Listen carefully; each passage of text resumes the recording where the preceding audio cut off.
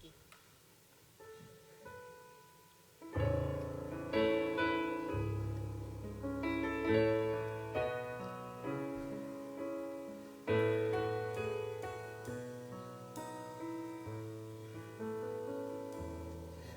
the Lord, oh my soul, oh my soul, worship His holy name.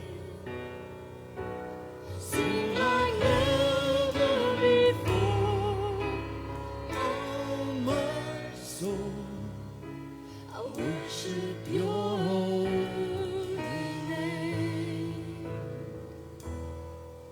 The sun comes up, it's a new day born. It's time to sing Your song again. Whatever may pass and whatever lies before me, let me be singing when the evening comes. So bless the Lord, oh my soul, oh my soul, worship His holy name. Sing like never before, oh my soul, I worship Your holy name. Your reaching love and Your slow to anger. Your name is great and Your heart is kind. For all Your goodness I will keep on singing. 10,000 reasons for my heart to find. So bless the Lord, oh my soul, oh my soul, worship His holy name.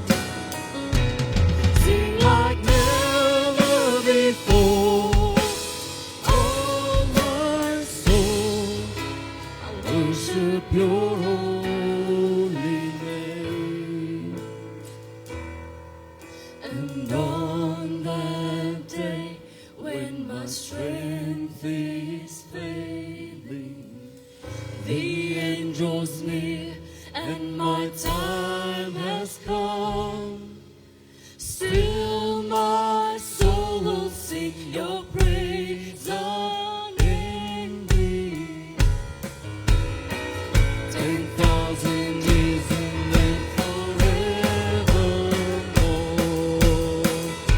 So bless the Lord, oh my soul, oh my soul, worship His holy name.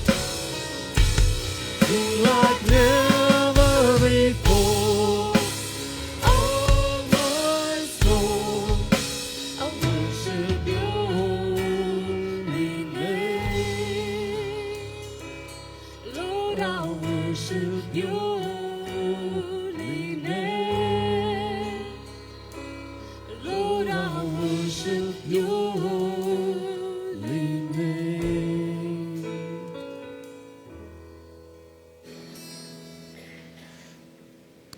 En Here, vanoggend het ons miljoene der miljoene redes om U naam groot te maak. Net om hier te kan wees, net om 'n asem in ons longe te kry. Net om sommer as gemeente saam te wees en by mekaar betrokke te wees. Dit alles maak dit 'n mens kan sê, maar met my hele hart wil ek U naam groot maak. Aan U kom die lof en die eer en die aanbidding toe, Here. Amen. Mag die genade van Here Jesus Christus en die liefde van God, wat ons Vader is, en ook die Heilige Gees teenwoordigheid by ons wees. Hy groet jou vanoggend in sy naam wat driemaal heilig is, as Vader en as Seun en as Heilige Gees. Amen. Goeiemôre vriende, van ons kan ook verskriklik dank. Ons is 'n klein bietjie uitgedun, julle sal sien. Roman lyk anders vanmôre. Maar dit is vir 'n goeie doel, op 'n halfbietjie se gebore, so ek het nie rus vir, skep my moed, as hy besig om te werk. Ek dink hy sou dalk eerder hier wees vanmôre, maar hy is nie. So dit maak gelukkig die saak. Kom ons staan en dan sing ons in elk geval sommer net almal lekker saam.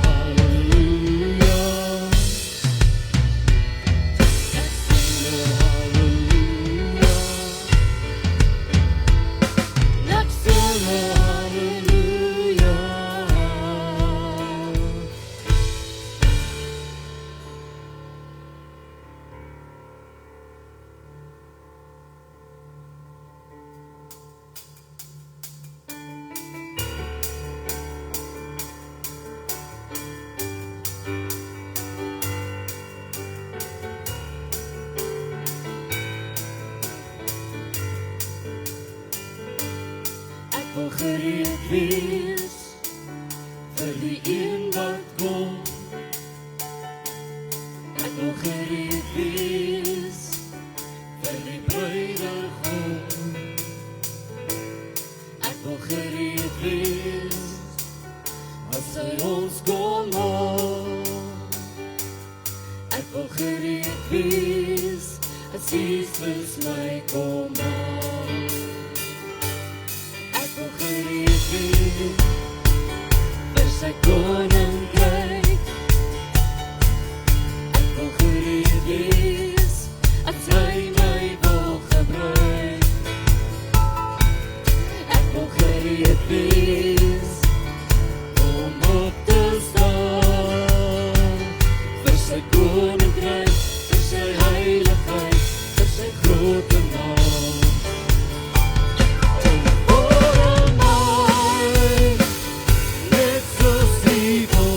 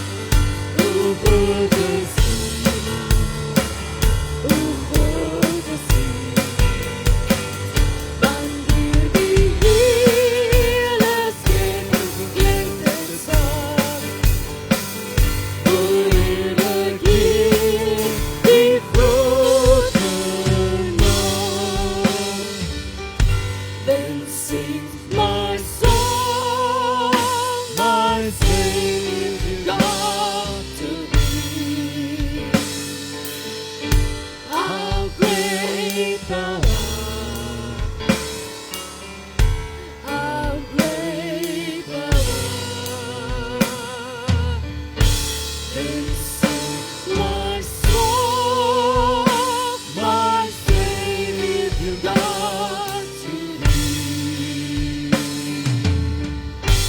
How great thou art, how great thou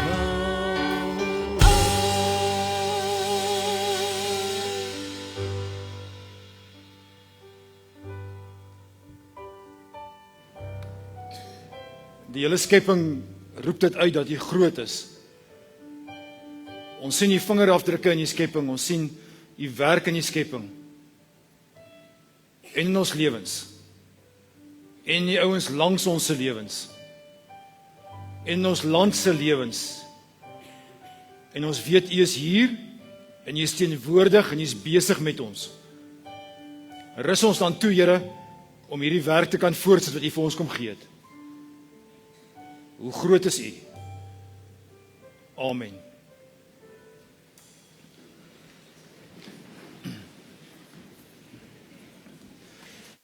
Wil U plekke inneem, U is ook welkom om die Here dankie te sê met die offergawes. Daar is nou geleentheid vir offergawes.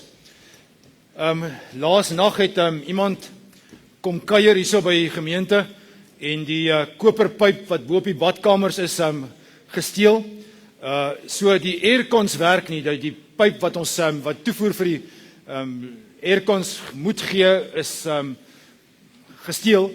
So ons het die deure oop en daar's uitsuigwaaiers, so die uitsuig, die hitte wat hier binne is gaan buite toe, maar dan kom die ander varser lig in as die deure nie. Ons gaan nie hierdie twee voorste houdeure oopmaak nie, want dit die ouens sê die lig is net te skerp, maar die agterste deure, daar is 'n trek. Ek hoop daar's 'n trek as jy te warm kry.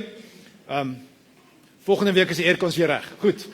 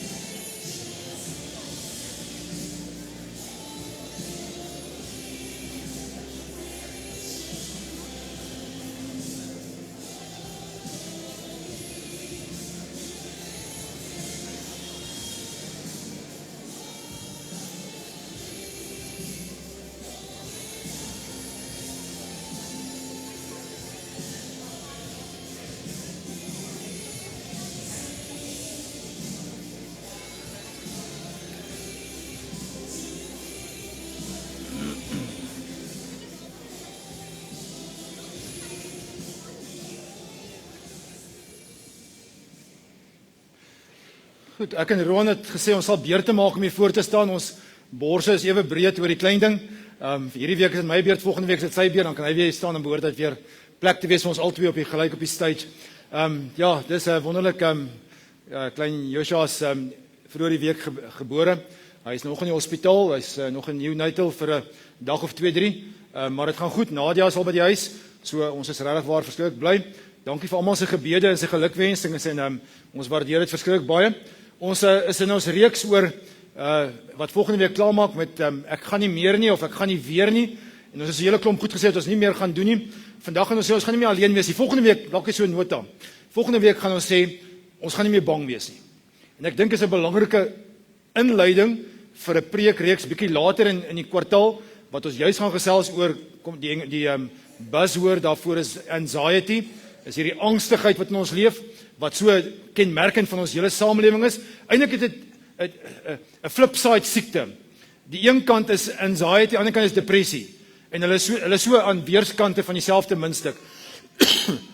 Depressie is die siekte van die verlede, van hoe kan ek myself saamleef, en die anxiety is die siekte van die toekoms. Hoe gaan ek die toekoms tegemoet? Hoe gaan ek bekommerd wees oor vorentoe? Al twee het niks te maak met nou nie, maar te maak met vorentoe en agtertoe. Ons gaan volgende week so 'n bietjie daaroor praat oor die bang wees. Ons sien mekaar volgende week. Hoopelik is die aircons dan uitgesorteer. En mag 'n mens vra dat iemand wat seker pype steel, 'n pyn kry waar hy nie moet hê nie. Mag 'n mens dit sê? Dit is seker verskriklik onchristelik, maar goed. Ek wil gaan vinnig gesels oor twee ander goeters. Die een is 3. Kom ek gee as die lekker deel. Ons het 'n klomp roomhuise gekry. En ons bless julle vandag elkeen met 'n roomhuis na die diens. As jy meer kollekte wou ingegooi het en jy die roomhuis sou gekoop het, jy hoef nie gratis of verniet. Daar's nie 'n before datum nie, jy kan net maar rustig eet. Jy behoort nie te veel oop lyf te kry nie. Onthou net die kerk se water werk nie agter nie, asseblief. Gaan huis toe en gaan eet dan by huis. En nee, ek spos my, maar daar's roomhuis na die tyd beskikbaar. Gaan by die groot deur uit asseblief. Ons gaan probeer om dit daarso uit te deel. Ons gaan vir die kinders ook gee. Dankie Nico en Karin vir julle rondryery daaroor en ons waardeer dit regtig waar om dit te gaan haal. So julle is welkom om elkeen 'n roomhuis te kry. En ek het dit 'n vrugte roomhuisie gemaak. Daar's appel in, nee, appel so dis baie gesond, so moenie worry oor die nuwejaarsvoornemens nie. Is gesonde vrugte wat net so 'n bietjie gevries is. Goed. Bluf jouself maar daarmee so. Die registrasie, ons is bykans klaar. Dit sal seker hier na die einde van die week toe wees. Jy moet my mooi hoor, daai alfabet groepe, A tot B, C tot D of V of wat ek al, dit gaan klaarmaak teen die einde van die week. Daar's nou net 2 groepe, Suiderlig nommer 1 en Suiderlig nommer 2. Moet jouself nie nou van 'n groep afhaal nie. Ons gaan net nie meer daai ander gebruik nie en mettertyd sal ons hulle delete en wegmaak, maar die groep 1 en 2 is die regte groepe. Daarop is almal, as jy nog nie geregistreer het nie, dan gaan jy nie aan die einde van die week 'n WhatsApp kry oor wat gebeur in hierdie naweek met die eredienste nie. Dan weet jy, okay, goed, ek het laat geslaap, so asseblief registreer vinnig. Dis net jou naam en van en jou telefoonnommer en jou geboortedatum. Dis regtig baie eenvoudig. As jy nie weet hoe nie, stuur dit vir my of vir ander jou WhatsApp en sê vir my jou naam en jou van, jou telefoonnommer, jou selfoonnommer asseblief. En ons praat van die selfoonnommer wat op WhatsApp werk, né?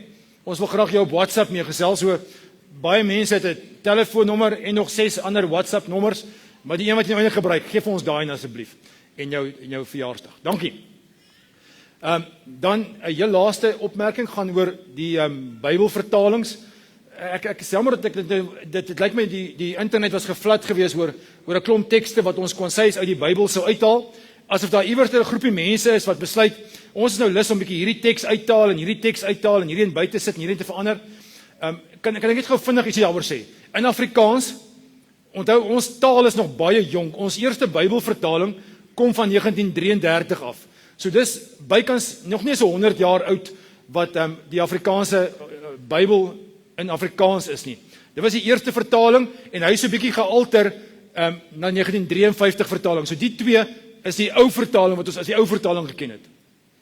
In 1983, 50 jaar later, of dan 30 jaar na 53, het ons die nuwe Afrikaanse vertaling, die nuwe wat ons met die nuwe vertaling gebruik, wat ons meestal hier by die kerk gebruik, wat 'n vryer vertaling was, dieselfde woorde gebruik het, maar net soms 'n bietjie makliker vertaal het. En so 'n paar jaar terug, 5 jaar terug, 6 jaar terug, het die 2020 vertaling uitgekom, wat weer 'n keer baie letterlik probeer vertaal het, maar dit is 'n bietjie makliker vertaal het. Daar was ander vertalings, daar was die Nuwe Lewende vertaling, maar die Nuwe Lewende vertaling het nie teruggegaan om die oorspronklike taal, die Grieks en die Hebreëus te vertaal nie. Hulle het net die 33 vertaling gevat en 'n bietjie makliker geskryf. Die ou Afrikaanse vertaling, die nuwe Afrikaanse vertaling en die 2020 vertaling het al drie teruggegaan na die Grieks toe, na die oorspronklike taal toe. So, die Griekse teks, ek hoop nie ek skok jou nou nie, maar daar's nêrens 'n totale Bybel iewerster opgegrawe, iewerster in Israel nie. Daar bestaan nie 'n volledige Griekse Bybel wat iewerster onder die grond begrawe was en iemand het 'n argeoloog het opgegrawe en voilà, hierso is dit alles nie. Ons het brokstukkies van tekste wat wetenskaplik is en nou is daar's incredible slim ouens wat met Grieks en Hebreëus en Aramees gewerk het wat hierdie Bybel bymekaar gesit het om alles bymekaar te pas sodat ons die beste teks kan kry.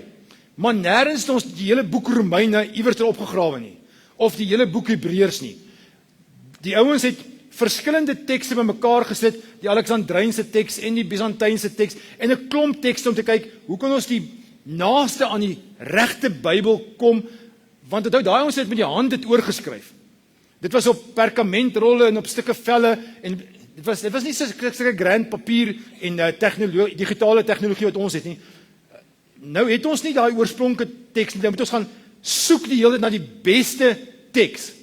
En soos die ouens oorgeskryf met die hand, het 'n volgende ou dieselfde gesê en in die kant ietsie bygesit. Toe die ouens dit vertaal het, het hulle gedog hierdie kant dingetjie was eintlik deel van die regte teks. En nou kom ons agter, nee, dit moes nooit daar gewees nie. Dis bygevoeg later en die oorspronkliker weergawe het nie dit gehad nie. En daarom word daai tekste uitgelaat, nie omdat hulle lukraak randomly uitgehaal word nie, maar omdat hulle eintlik nooit daar moes wees nie. So ons probeer so na as moontlik, as ek kan sê ons probeer, dink ek aan die vakwetenskaplikes, probeer so naby as moontlik aan die oorspronklike teks kom. So hier kom ek kort daarvan.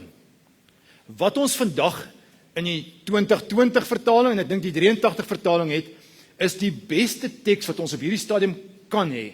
Dat tekste uitgehaal is nie sommer net omdat daar 'n kommissie bymekaar kom en gesê ons haal hierdie uit want dit pas nie by ons teologie nie. Dit moes eintlik nie daar gewees het nie. Dit maak die Bybel eintlik regger, ek weet nie of dit 'n woord is nie, maar dit maak dit meer korrek as wat die een was wat ons as die 33 en die 53 vertaling. Asseblief, die verskille het in elk geval nie te maak met die kernboodskap van die Bybel nie. Dit te maak met van die randgoeters wat 'n mens wat op ander jy kan ons nie jou hele teologie bou op een teksversie nie. Jy moet dan die hele Bybel in sy konteks en sy totaliteit verstaan.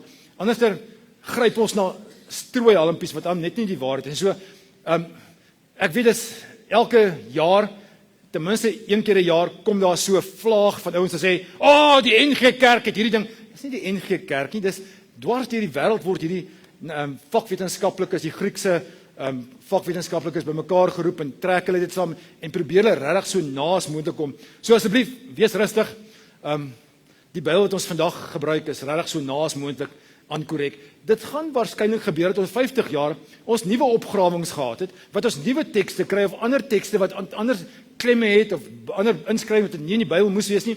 En dan sal ons weer moet verander. Hierdie vertaling is 'n dinamiese proses. Die Bybel het nie voila uit die hemel uitgeval en daar lê hy nie, het ons hom nie. As dit so maklik was, dan was dit maklik. Ek gebruik altyd die voorbeeld en daarmee sluit ek af.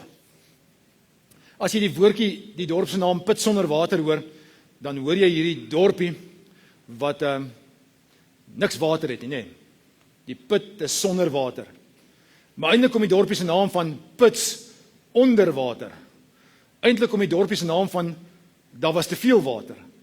En daarom vertaling is regtig waar 'n verskriklike moeilike proses. En die ouens wat dit doen is genuine slim.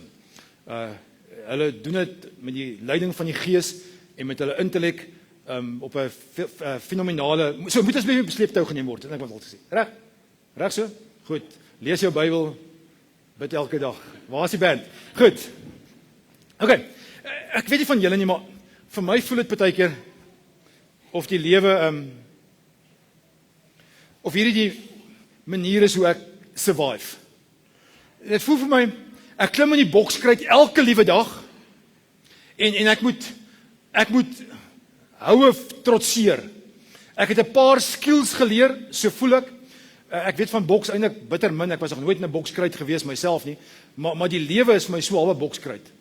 Ek het geleer om 'n bietjie springtou te spring, so 'n bietjie vlugvoetig te wees. Hier en daar 'n hou te dodge. Hier en daar my hande hoog genoeg te hou om dan 'n paar houe te keer. Maar kort, dan kom maar 'n hou uit die bloute. En dan kom ek agter, die prentjie hierso is verkeerd. Want ek dink boks het sekere reëls.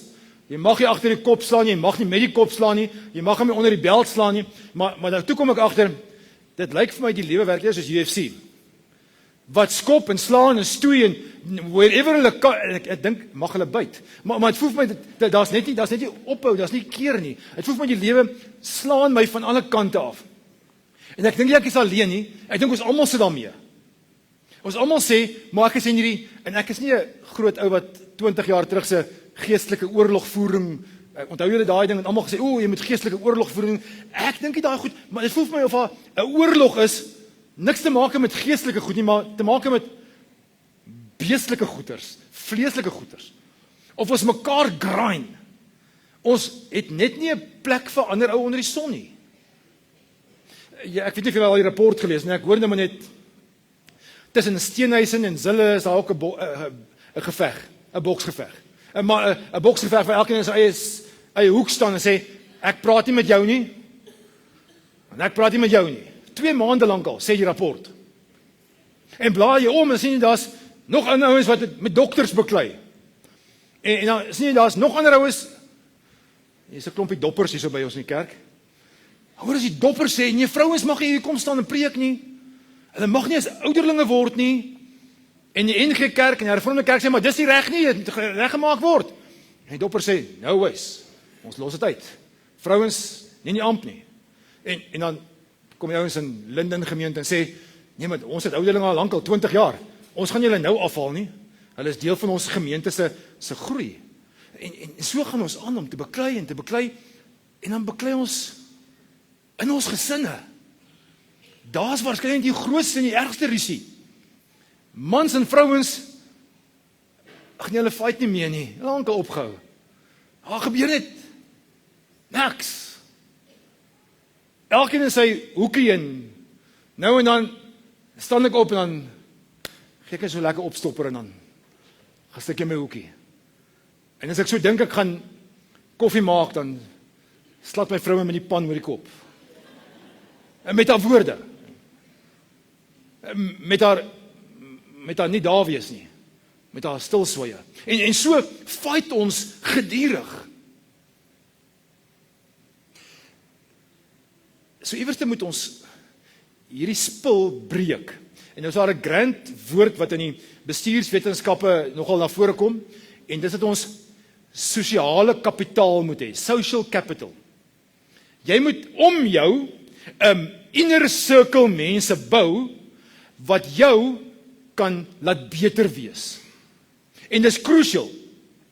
Jy moet deel van 'n gesinsopset wees wat hopelik nie toksies is nie. En hierdie gesinsopset moet jou kan beter laat funksioneer. En hierdie sosiale kapitaal moet jy in investeer. Jy moet baie tyd en aandag aan hierdie klomp spul, gee, sodat hulle jou beter kan laat voel. En hulle doen dit, hè. Die ouens sê vir ons, as jy 'n goeie sosiale kapitaal het, dan gaan jou cardiac issues, jou hart issues, dramaties verminder. Minder hartaanvalle, minder beroertes. Jou immuniteitsstelsel sal dramaties verhoog. Jou algemene inflammasie in jou liggaam sal drasties verlaag.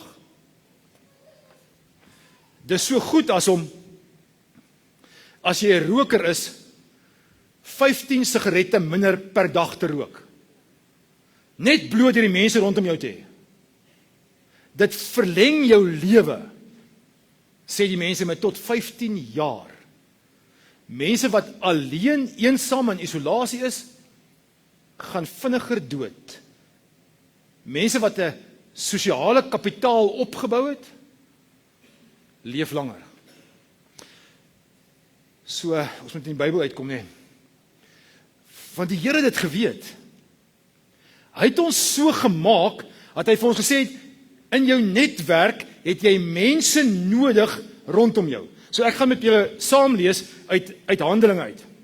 Handelinge 2. Die Heilige Gees uitgestort, die wat sy woorde aangeneem het, dis nou Petrusne, is gedoop en omtrent 3000 mense is op daardie dag by die getal gelowiges gevoeg. So Petrus staan op, hy preek vir die mense en 3000 mense, 3 keer hierdie mense wat vandag hier sit, kom tot bekering en dan gebeur die volgende. Hierdie ouens het hulle heelhartig toegeleef op die leer van die apostels, aan die onderlinge verbondenheid, die gemeenskaplike maaltye, die Romeise, en die gebede. Die apostels het baie wonders en tekens gedoen, en dit het almal met diep ontzag gevul. Al die gelowiges was eensgesind, en het hulle Romeise met mekaar gedeel, en ander goeders. Hulle het selfs hulle grond en besittings verkoop, en die geld aan almal uitgedeel vir ons elke se behoefte. Hulle het almal elke dag getrou by die tempel by mekaar gekom. Elke dag, né? Nie Sondag nie. Elke dag. Van huis tot huis die gemeenskaplike roomys geëet. Hulle kos met blydskap en alle eenvoud geëet. En hulle het God geprys. Die hele volk was hulle goedgesind. Ja, wat amazing. Ek hou van die laaste vers. En die Here het elke dag mense wat gered word by die gemeente gevoeg. Nie die dominee het al harder gepreek sodat mense gered kan word nie. Nie ons het 'n nuwe selgroep benadering of 'n nuwe hierdie benadering of daai nee, die Here het self die mense bygevoeg by word of mouth. Mense het begin praat en dit het mense saamgebring kerk toe. Ek staan net verstom oor die belangrikheid van om so saam te wees. En ek weet ek het nou die afgelope paar weke 'n paar keer oor hierdie tekste gepreek, maar ek moet dit sê, dit is vir ons crucial dat ons saam moet wees. Ek het julle nodig en julle het my ook nodig. Julle wil dit nie erken nie, maar ons het mekaar nodig. Ons het nodig om net die woord van die Here saam met mekaar te breek en stukkie vir stukkie dit te verteer en te gaan toepas in ons lewens. Vandag gebeur 'n klompie informasie. Die Bybel leer ons vandag 'n spul goed wat ons nie geweet het nie. Maar die doel is nie om dit hierbo te onthou nie. Dit sal lekker wees as dit alles kan onthou, maar dis informasie wat eventually ons moet transformeer. Informasie moet transformasie word en transformasie moet reformasie word. Ja, daar is 'n klomp grand woorde. Almal speel so lekker saam. Informasie moet transformasie word sodat ons kan reformeer buitekant en 'n verskil kan maak in die wêreld buitekant. Ek het nou eendag by die selgroep by ons Woensdaagoggend is 'n Bybelstudiegroep gesels daaroor en gesê, ek dink daar was 4 goed wat ons moet onthou van groepe. Nommer 1 is daar is 'n sekere stuk sharing, nee. Ons kan met mekaar goeders deel wat ons lewens gebeur het. En ek dink nie daar is altyd plekke daarvoor om dit te kan doen nie en dit is goed om by 'n groep te betrokke te wees waar ons kan share. As ook 'n plek vir study. Daar's sharing, maar daar's ook studying waar ek meer kan hoor wat die Here vir ons wil sê. Daar moet ook serving wees. Nadat ek 'n klomp goeders gekry het en myself kon uitleef, moet ek ook saam kan dien. Ek dink die laaste ene wat van hierdie esse wat belangrik is daar's ook 'n stuk saam suffering. Vroeger die week het ek met 'n kollega gepraat en kon ek met hom hierdie goed deel om net 'n bietjie te sê, maar partykeer is dit nodig om net saam te ly met 'n lang ei. Om saam te sê, maar die goed maak my seer. die boksgeveg is nie lekker nie. Ek klim elke dag in die kruit, maar as daar nie 'n groepie by my hoek is, wat as die klok gelei het en ek weer in die hoek kom sit, net iewers vir my 'n bietjie roompies aansmeer, vaseline onder my oë, net vir my kan sê, okay, gaan maar aan, hier is jou boekie waar, as daar nie iemand is wat saam met hierdie ding doen nie, wil ek nie uit die stoeltjie uitklim en wil ek 'n handdoekie erin gooi en sê, maar ek's klaar. Technical knockout, sorry, ek is klaar. Jy het daai groep mense nodig, daai sosiale kapitaal nodig, om te gaan recover. Wat saam met jou eina kry. Wat op 'n stadium sal sê, okay, ek dink ons moet nog eens rond uitsit. Moenie nou teruggaan nie. Laat die ander maar ronddans daarso. Maar sit jy net eers bietjie rustig. Jy's flinters geslaan. Ek dink jy het steke nodig. Ek dink jy dalk ICU nodig, never mind steke. Want ons het mekaar net nodig, ouens. So ek gaan net gou 'n vers met julle lees wat so 4 hoofstukke later gebeur het as Efesiërs 2, Efesiërs 5. Daar het nou 'n klomp goeders gebeur tussen hoofstuk 2 en hoofstuk 5. Klomp goeders wat ouens amper in die tronk beland het. Maar kyk wat staan hierson. En hulle het nie opgehou om die mense elke dag in die tempel en in die huise te leer en die evangelie van te verkondig dat Jesus die Christus is nie. Hulle het aangehou om te sê, maar kom ons gaan weer aan. Kom ek smeer vir jou 'n bietjie vaseline op jou wenkbroue. Maar jy moet weer gaan fight. Jy moet weer jou bokshandskoene aantrek en hou jou hande bietjie hoër. Wat sê linker? Oppas daai skop van onder af. Daar is ouens wat nodig is om net aan te hou daarmee. So kom ons gaan Ou Testament toe. Kom ons gaan na Dawid toe. Ek gaan die storie vertel, ek gaan nie nou lees nie, julle kan rustig gaan lees, 1 Samuel 23. Die verhaal gaan so. Ons ken nou vir Dawid is hierdie grand ou, jong laaitie, 16 jaar oud, en hy vat 'n groot man Goliat aan, want hy het genoeg vertroue op die Here, maar hy het ook vertroue in sy eie skills. Hy het al 'n leeu en 'n beer doodgemaak, so hoekom sal hy nie vir Goliat kan doodmaak nie? En hy haal al hierdie armor van Saul af, en sê, ek sal gaan sonder dit, en hy gaan haal 5 klippies, en vir die een groot ou, en hy sê, ek is okay, gaan vir Goliat tref. En hy tref hom. En dit is grand, dit is 'n groot volksoorwinning. Nadat hy vir Goliat doodgeslaan het, gaan hierdie volk, en hulle maak al hierdie Filistyne dood, of meeste van hulle. So wat gebeur met Dawid? Saul dink, ja, hierdie laaitie is okay. Ek moet hom in my paleis kom hou. En hy word opgeneem, en hy kry 'n plekkie in die paleis, 'n kamer. Hy kan van die koning se kos eet, en hy word opgelei, hy word gementor om 'n groot pos in die weermag te hê, want hy's 'n sterk ou, bright ou. So hierdie ou gaan werk. Hier is 'n kantpreekie, is dalk vir jou. Partykeer is paleise verskriklik alleen. Partykeer is die plek waar jy dink jy veilig is, geïsoleerd en voel jy stoksiel alleen. Dis 'n preek vir 'n ander Sondag. Maar Dawid het daai gevoel. Trouwens, hy beleef net 'n stuk geïsoleerdheid, nie, maar ook 'n stuk vyandigheid van Saul af. Saul word uiters jaloers. En een storie wat ons weet, is dat hy iewers sy spies gryp, en toe Dawid sy kitaartjie vat en vir hom op die harp speel, toe dink Saul, dis genoeg, daai musiek is te loud, jy irriteer my, en hy gooi hom met die spies, en gelukkig kan hy koes, en hy besef, maar my lewe is gevaar. En Dawid vlug, maar hier is die belangrike, hy vlug na die dorp, wat ons nie in Afrikaans reg mag noem nie, die dorp se naam is Gat, en hy gaan bly daarso. Maar nou moet ek iets vertel oor hierdie dorp, ek gaan nie weer sy naam sê nie. Hierdie dorp is die hoofkwartier van Goliat. Dis die dorpie waar Goliat gebly het.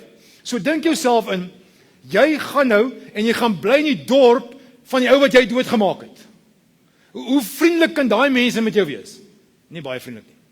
So hy vertoef nie baie lank daar nie, maar kan jy dink dat mens so geïsoleerd voel in jou eie huis, dat jy by jou vyand se huis veiliger voel? Ja, dit is soms waar. Dit is soms waar dat jy by jou vyand veiliger voel as by jou eie mense. Preek van 'n ander Sondag. So hy bly nie lank daar so nie. En toe vlug hy iewers na die grotte toe. Adullam grotte. En dis eintlik 'n baie onherbergsame plek en ek gaan dit vir julle saam lees. 'n Onherbergsame plek wat hy gaan bly omdat hy voel maar ek moet hierso wegkom van hierdie ouens wat my wil doodmaak. Hy het daarvan af weggegaan, is hy van hierdie dorp met 'n lelike naam na die Adullam grot toe. Sy broers en sy hele familie het dit gehoor en daarin gegaan na hom toe. Verder het elkeen wat in die moeilikheid was en elkeen wat 'n skuldeiser gehad het en elkeen wat verbitterd was by hom aangesluit. Dis 'n klomp hooligans, almal wat in die moeilikheid was, vlug saam met hom van hierdie dorp met die lelike naam en gaan kruip weg in Adullam grot. Ongeveer 400 mighty men of David wat sê ons het nodig om oor te begin. Ons het nodig om die isolasie te breek, maar daarvoor het ons nuwe mense nodig om saam met ons die pad te loop. Ouens wat dit nie mismaak nie, wat in die moeilikheid was, skuldeisers gehad het, wat verbitterd was, mense wat die seer in die lewe beleef het en gesê het, maar dis nie vir my lekker nie, ek kan dit nie alleen, ek kan nie in die kruit weer 'n keer klim nie. Ek het nie meer die skills om hierdie fight te fight nie. Klink soos 2026. Ek is net nie lus om weer 'n keer môre werk toe te gaan nie. Want ek weet die baas gaan weer op my afkom. En ek weet die ouens in die verkeer gaan my afdruk van die pad af. Ek wil nie eens huis toe gaan nie, want ek weet nie veilig daar gaan uitkom nie. Ek is nie meer lus om my geld iewers te weg te bære in 'n aftree aan die tyd nie, want sê net maar net. En so raak ons vuisfoos vir die lewe. So, Dawid, leer ons asseblief om iewers in 'n grot te gaan bly. En ek wil vir jou 2 stories vertel van wat gebeur het in hierdie grot. Dawid maak hierdie ouens, mentor hierdie ouens, om die beste weergawe te wees van hulle kan wees, sodat hulle hom kan help en hy hulle kan help. So hy leer hulle, mentor hulle, sodat ons hierdie groep ding goed kan doen. As 'n klomp ouens wat opspring, maar een ou se naam is Eliaser. Nou Eliaser is een van daai ouens wat jy graag in jou kamp wil hê. Jy wil hom hierso hê, hy moet sommer die ouens wat nou al hierdie rofstoei gekyk het, hierdie fake goeters, weet jy, daar's ouens wat jy kan tag, nee, wat jy kan aanraak en dan kom spring hy in die kruit saam met jou en hy mag eintlik nie daar wees nie of jy mag daar wees en dan klim jy weer uit. Maar Eliaser was so ou. Hy het saam met jou in die kruit gaan staan en gefight. Die een storie word so vertel, toe hulle oorlog gemaak en dit was die een klomp het aan hierdie kant gestaan van die koppie en die ander is aan hierdie kant van die koppie. En dan gil en skree op mekaar. Ek is nie bang vir jou nie, ons is nie bang vir jou nie. So skree hulle en dan word een van die groepe opgerui genoeg om af te beweeg in die vallei in. So terwyl hulle so staan en skree, is Dawid en Eliaser so opgerui dat hy in hierdie vallei staan met hulle swaarde. En hulle sê, nou kom. En die volgende ook, kom hierdie ouens. En Dawid en Eliaser dink, want ons is okay, want die hele Israel staan agter ons. Maar hulle het nie saamgekom en dis net Dawid en Eliaser wat hier staan en hulle fight. En hulle dink, daar's 'n weermag hier agter ons, maar daar is nie. En hulle fight en hulle gaan te kere met hierdie swaarde van hulle. En dan staan 'n teks, en Eliaser se hand kon nie van die swaard af oopmaak nie. Dit het gevries oor die swaard. En hy het gefight en hy het gefight en uiteindelik is almal dood. En dan sê Eliaser, thanks. Ons is klaar, jy kan met jou swaard neer en hy sê, kan jy my hand oopmaak hê? Dan sê, maar moet nie bang wees, ons dit, hey, waar is julle? En hulle was nêrens nie. Trouwens, al wanneer hulle toe nader kom, is toe hierdie ouens klaar dood is en hulle die ouens se wapens kon steel het. Ek wil so ou langs my hê. Ek wil so ou in die kruit hê, saam met my. Wat my sê, ek het jou back. I've got you. In hierdie lewe waar jy gaan fight, is ek die een wat die Here gestuur het om saam met jou te staan. Maar ek dink elkeen van ons het so iemand nodig wat langs ons gaan staan. Op 'n stadium sê Dawid, ek is nou lus vir lekker vars water, maar nie van hierson nie, van Bethlehem se water. Bethlehem lê 20 km weg van hierdie grot af. En ek kyk na die ouens en sê, dit het nie gaan water haal nie. En 3 ouens sê, yes, ons sal gaan. Ons stap 20 km vir jou, maar meer as dit. Ons weet tussen hier en Bethlehem lê die Filistyne weer 'n keer en wag vir ons. Daar's 'n hele garnisoen van die Filistyne wat vir ons wag.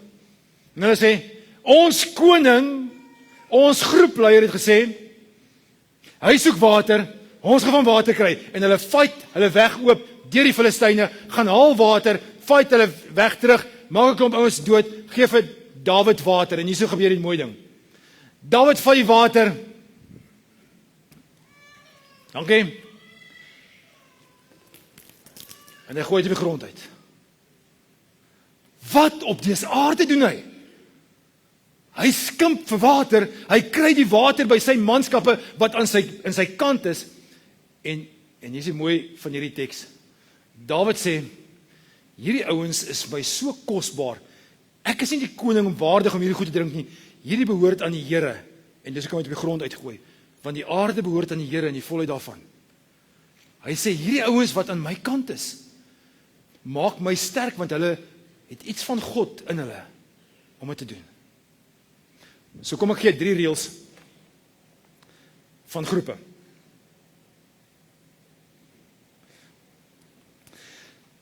Groepe werk beter met sirkels as in rye. Ek het niks daarteenoor julle soos kyk vir my nie. Maar hierdie is net die begin gesprek, nee. Na hierdie gesprek moet julle sê, okay, ons is almal saam in dieselfde kruit. Ons is nie meer deel van 800, 900 mense nie, maar ons 5, 6, ons sit hier buitekant om die tafeltjies en ons fight vir mekaar. Ek het jou back. Jy kan nie net in 'n rye sit soos teater nie, maar as jy mekaar in die oë kan kyk in 'n sirkel, dis waar ons regtig waar groepe het wat ons sê maar ons is by mekaar. Daar's ander rye waarin ons ook sit, waar ons nie moet sit nie. En dis voor die televisie. En ons eet saam en ons kyk eintlik net binnelanders. En hoe belangrik binnelanders ook al in jou lewe is gesprekke rondom 'n tafel crucial. Iemand het 'n boek geskryf so ruk terug, van tablet to table. Ons moet wegkom van ons tablets af en weer om 'n tafel mekaar in die oë kan kyk. Ons sal 'n social capital moet opbou deur mekaar in die oë te kyk. Nommer 2. Soms het jy 'n groep nodig, maar soms het 'n groep jou nodig. En ons het mekaar nodig, en partykeer voel dit maar, ek weet nie wat sy bydrae ek lewer nie, maar partykeer is die bydrae juist van daai mense na ons toe. Ons het slim geword. Omdat ons ander mense nodig het in ons lewens, het ons daai funksie uitgekontrakteer. Soos, ek het nou iets van checkers af, dankie tog ek kan 6060 bel. En hulle kom laai dit by my af, want my kar is stikkend. En ek kan nie my buurman, die ander ou deel wat deel van my sosiale kapitaal is, vra nie, want ek ken hom nie meer nie. Maar dankie, ek ken 'n ou op 6060. En hulle is binne 60 minutes, is hulle hierso met my goedjies. Of, ek hoef nie my buurman te vra om my hospitaal te vat nie, want ek Uber. Ek het dit uitgekontrakteer. Ek het omgee, geuitkontrakteer. Of, ek weet nie helemaal wat om te bid. Ag, ek ken die dominee se nommer. Ek bel hom, of die ouderling. Solank dit nie 'n vrou is nie. Dan kan ek 'n betrokke kry in my lewe. Ek kontrakteer dit uit. Ouens, dis nie hoe dit werk nie. Ek en jy het mekaar nodig. En as jy vandag huis toe gaan en sê, maar, genade, ek voel alleen. Ek het niemand rondom my, asseblief bel, dat ons praat, dat ons iewers te jou inskakel by jou groep, want is nodig dat ons mekaar sal bystaan. En ons weet, groepe bestaan nie noodwendig vir altyd en ewig nie. As ek deel is van 'n groep, is nie noodwendig ek gaan altyd daar sou wees nie. Daai groep gaan ek dalk ontgroei, of hulle gaan my ontgroei, ek gaan dalk ander behoeftes hê, ek gaan ander seisoene vir my lewe in, en ons is rustig daaroor dat groepe kan wissel, kan verander. Jou pelle wat jy in matriek gehad het, hoef nie noodwendig by jou begrafnis te wees aan die einde van jou lewe nie. Dit kan verander, dat kan ander ouens in jou lewe weer inkom. Maar groepe is so nodig. Trouwens, die teksvers het ons so baie keer oor gepraat, die afgelope ruk, is so belangrik. Ons moenie van die samekomste van die gemeente af wegbly, soos party die gewoonte het nie. Hoekom sê Here dit? Want ons behoort nie alleen te wees nie. Die lewe gee vir ons houe, ouens, erg. En die meeste van die houe word nie sagter gemaak met bokshandskoentjies nie. Maar is brutal.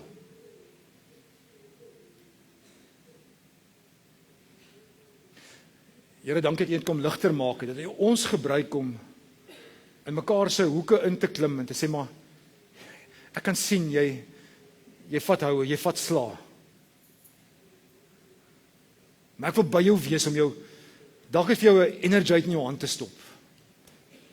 Dalk het 'n bord kos vir jou te gee. Kan ek jou iewers te jou neem? Kan ek vir jou 'n gebed doen? Kan ek net vir jou 'n WhatsApp stuur en sê, is okay. Ek weet die lewe is taaf. Ek weet dit is seer om elke dag terug te klim in daai kruit en 'n teiken te wees. Ek weet jy's vuisfoos. Maar noem my Eliasser. I've got your back. Ek sal by jou wees. Ek wil die social kapitaal in jou lewe wees. Ons wil u kerk wees, Here. U sinne, wat vir mekaar omgee. Wat 20 kilometer sal loop, 'n bende sal stormloop om water te kry. Want ons weet, u is by ons, en ons is saam in hierdie fight. Dankie dat ons saam kan wees, Here. Amen.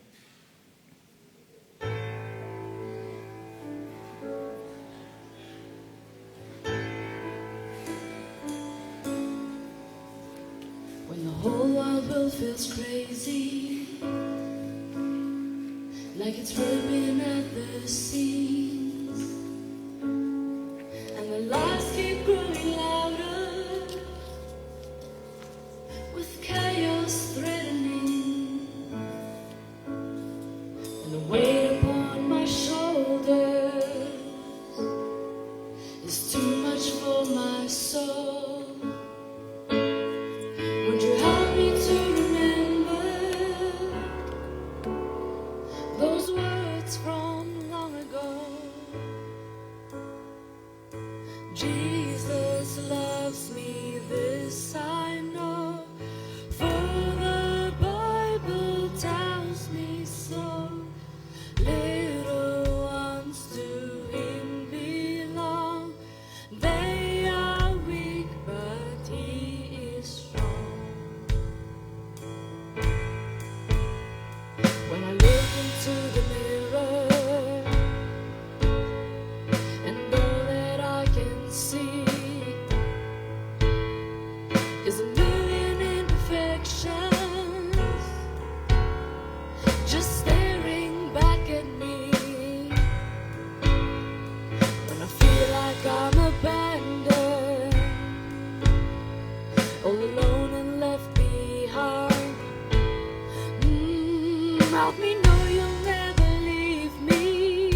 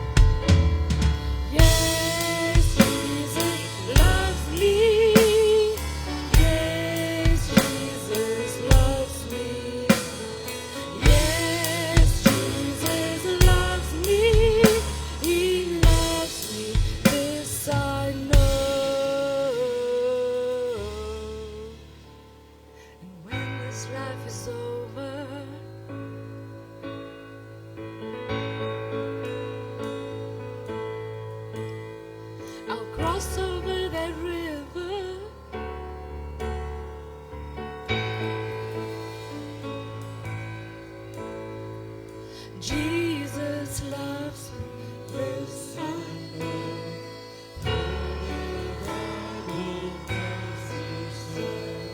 Little ones to him belong.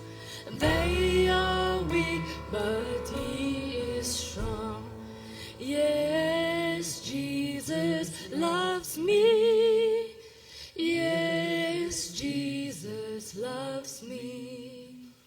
Yes, Jesus loves me. He loves me, this I know. En hy lief jou so intens dat hy jou langs jou neergesit het langs jou. En hy is so gek oor jou dat hy sê, maar jy kan nie hierdie ding alleen doen nie, jy het mense nodig langs jou. Jou gesin, jou familie, jou uitgebreide familie, jou nie bloedfamilie, jou mense langs jou in die gemeente, jou bure in die straat. En as jy wonder wie, dan moet dit eintlik omgedraai word na wie se naaste is jy? Vir wie kan jy tot hulp wees? In wiese groep het jy juis 'n rol te speel? En as jy voel jy is alleenig en jy weet nie hoe nie, tree net uit jou eie comfort zone en beweeg in 'n ander ou se sirkel in. Gaan sit by 'n ander ou se tafel of langs sy piknikmandjie. En deel jou broodjies met hom en eet van sy broodjies. Want dis wat die Here vir ons kom leer. En sy genade en sy liefde sal saam met jou gaan, sodat jy vir hom 'n medemens kan wees, wat langs hom staan en sê, maar ek weet die lewe slaan, woes, maar byt vas, ek is by jou. Mag die Here se genade met ons almal saamgaan. Amen.